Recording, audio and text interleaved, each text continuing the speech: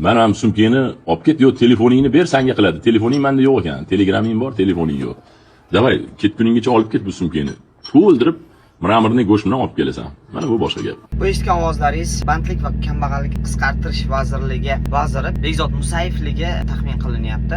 Aynan shu shaxs tashabbusi bilan Amerikada o'zbekistonliklarni mavsumiy ishlarga jalb qilish to'g'risida shartnomalar imzolangan edi, lekin bu shartnoma bo'yicha hali hech kim Amerikaga kelmadi. Ishga men ham olib video qilgan edim va ushbu videoyimdan keyin menga ko'plab fuqarolarimiz qanday qilib borsak bo'ladi, qayerga murojaat qilsak bo'ladi degan mazmunda savollar yuborishni boshladi. Men ularga javob berdim. Ya'ni qayerga murojaat qilamiz deb so'ragan fuqarolarga Tashqi mehnat migratsiya agentligiga murojaat qilishliklarini aytganman. Tashqi mehnat migratsiya agentligini xodimi Aziz Toshtemirov jinoiy qidiruvga berilgan. Katta miqdorda pora olish ishi bo'yicha odamlar aldanib qolmanglar deb men Bandlik agentligiga murojaat qilishligini tavsiya qilyapman va Bandlik agentligini xodimlari poraxo'r bo'lib chiqyapti.